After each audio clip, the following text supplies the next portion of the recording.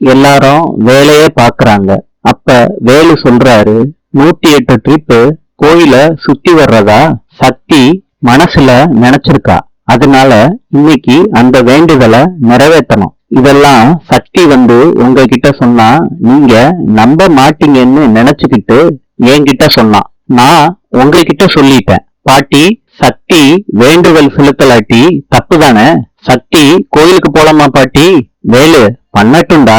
எல்லாம் சாமிக்கு தான் பண்ண போறா சக்தி. கூட்டிட்டு போடா வேலு. பரஞ்சோதி சொல்றாங்க, எதுக்கு கோயிலுக்கு? சாயங்காலம் போய் சுத்திட்டு வரட்டும். பாட்டி சொல்றாங்க பரஞ்சோதி கிட்ட, அதான் வேண்டுதல்னு வேலு சொல்றானே, செய்யலாட்டி சாமி குத்தமாயிர போகுது. சக்தி, நீ போயிட்டு வாமா.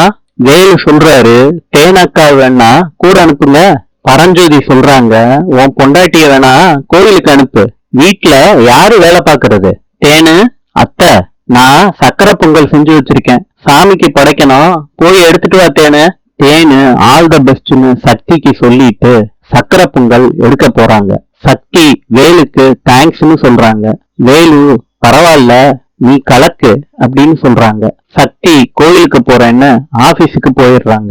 ஆபீஸ் ஸ்டாஃப் எல்லாம் சொல்றாங்க சக்தி கிட்ட, நீங்க ஆர்டிக்கல் கையில வச்சுக்கோங்க, பத்திரிக்கைக்கு விளம்பரம் கிடைக்கிறது அவ்வளவு கஷ்டம் மேடம். சக்தி சிரிச்சுக்கிட்டு இருக்காங்க. அத மேனேஜர் பாக்குறாரு. சக்தி கிட்ட மேனேஜர் வந்த உடனே சக்தி சொல்றாங்க, ஆர்டிக்கல் ரெடின்னு சொல்றாங்க. மாமியாரை சமாளிப்பது எப்படி, அதுதான் சார் டைட்டில். மேனேஜர் சொல்றாரு, சூப்பரா இருக்கு சக்தி, எழுதுங்க. தேங்க்யூ சார்னு சக்தி சொல்றாங்க. மேனேஜர் சொல்றாரு, அனு, இவங்க இடத்த காட்டிடுங்க, இவங்க டியூட்டிய பாக்கட்டும், எனக்கு மீட்டிங் இருக்கு, நான் போயிட்டு வந்துடுறேன் சக்தி அப்படின்னு சொல்லிட்டு போறாரு. அனு சக்தியை கூட்டிட்டு போய் உட்கார வைக்கிறாங்க.